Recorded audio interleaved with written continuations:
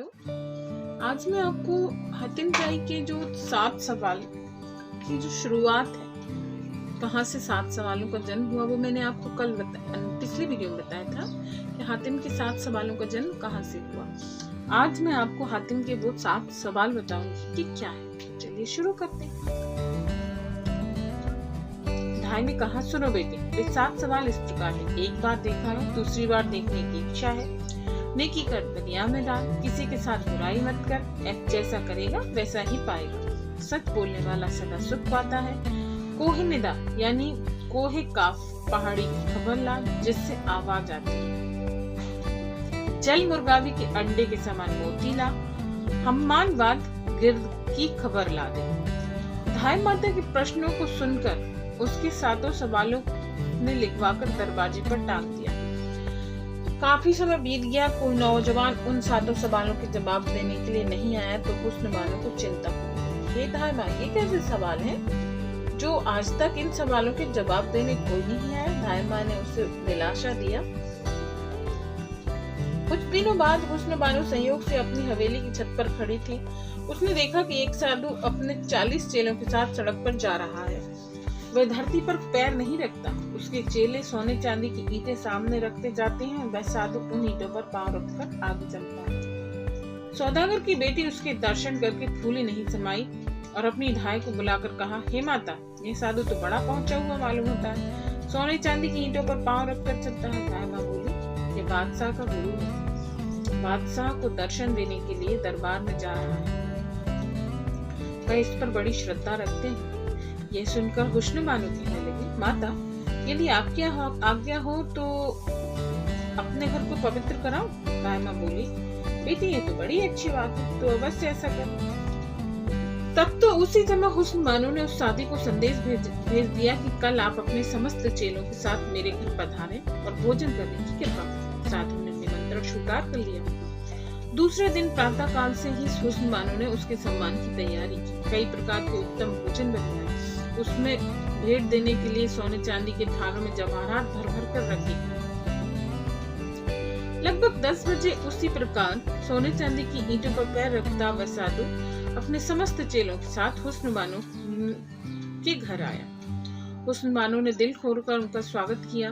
उसे एक बहुत सुंदर आसन पर बैठाया और उसके चेलों के लिए भी बहुत उत्तम आसन दिए। हुस्न बानो की आज्ञा से ख्वाजा सारा उस साधु के सामने सोने चांदी के थालों में जवाहरात भर कर लाए। उसने वह थाल छुए भी नहीं और बोला, मुझे इन जवाहरातों से प्रेम नहीं, मैं तो ईश्वर का ही प्रेमी हूँ। फिर बड़े बड़े अमूल्य वस्त्र भेंट के लिए लाए गए, परंतु साधु ने सिर ना महला दिया। इसके पश्चात भीतर के दूसरे कक्ष में ले जाकर उस साधु ने सारे चेलों सहित सोने चांदी व रेशम के तारों से बने हुए आसन पर बैठा दिया गया। कुछ समय पश्चात सोने चांदी की थालों को सजाकर स्वादिष्ट मिष्ठान उसके सामने रखे गए।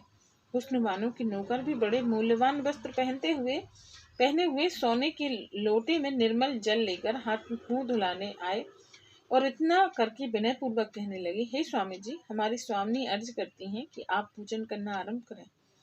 यह सुनकर पहले उस साधु ने ग्रास उठाया, फिर अन्य भोजन करने लगे। साधु भोजन करते वक्त सोच रहा था, ओहो, बरखाट सौदागर तो बड़ा मालदार था। इस घर में धन का क्या ठिकाना। आज ही रात कोई ऐसा उपाय करूंगा कि ये सारी धन दौलत अपनी हो जाए। इसी चिंता में साधु ने भरपेट भोजन भी नहीं किया। यह देख उसके चेलों ने भी भोजन करना बंद कर दिया।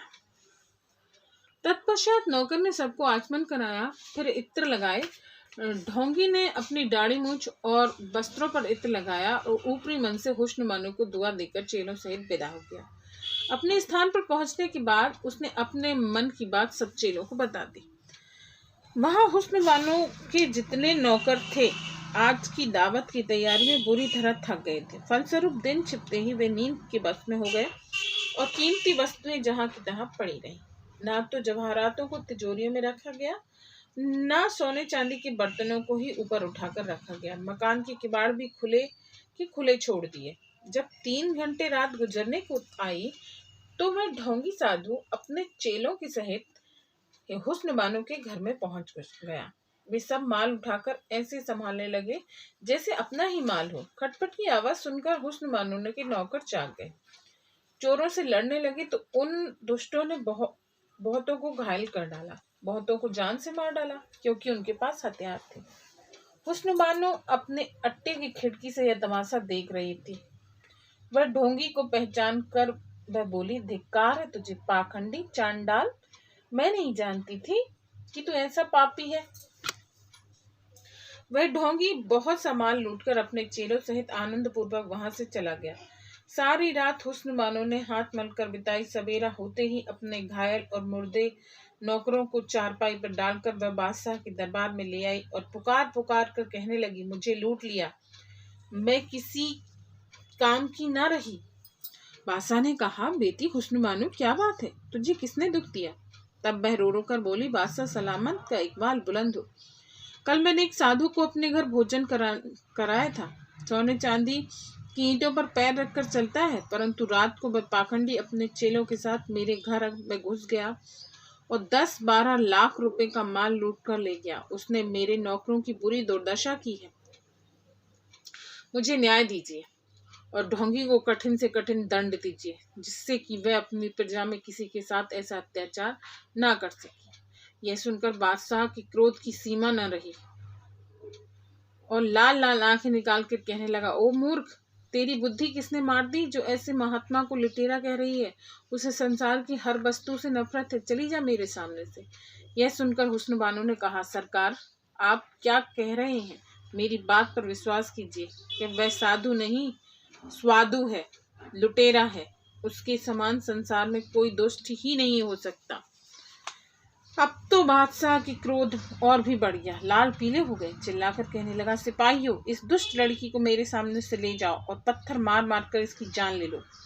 अपनी प्रजा में ही ऐसे प्राणी को जीवित रखना नहीं चाहता जो साधु की निंदा करे। इसे जान से मार दो ताकि मेरी प्रजा में कोई भी ऐसा ना कर सके। बादशाह के मुंह से ऐसे कठिन दंड सुनकर वजीर घबराने लगे। कहने लगे, सरकार, यह उसी वरण खास सौदागर की बेटी है जो आपको बहुत प्यारा था और मरते समय इसे आपको सौंप गया था। मेरी प्रार्थना है, इस लड़की को आप ऐसा दंड ना दीजिए। वजीर की बात सुनकर बादशाह को कुछ दया आ गई। वो कहने लगे, अच्छा, इसे जान से तो ना मारो, परंतु मेरी आज्ञा अनुसार इसका सारा धन व जवाहरात आदि जब्त कर लिया जाए और इस लड़की को मेरे शहर से निकाल दिया जाए। इस कार्य में विलंब ना हो। यह हमारे गुरु पर ऐसा घिनौना आरोप लगा रही है। यदि यह कोई मर्द होती तो हम इसे फौरन फांसी चढ़वा देते। निदान शाही आज्ञा अनुसार ऐसा ही किया गया। हुस्न बानो का सारा धन सरकारी खजाने में चला गया और सौदागर की बेटी रोती हुई अपनी धाय के साथ शहर से निकल गई और चलते चलते घबराती हुई एक जंगल में जा पहुंची। धाय से रो रो कर बोली, माता, मैंने ऐसा कौन सा महापाप किया जिसे मुझे ऐसी कठिन विपत्ति भोगनी पड़ी?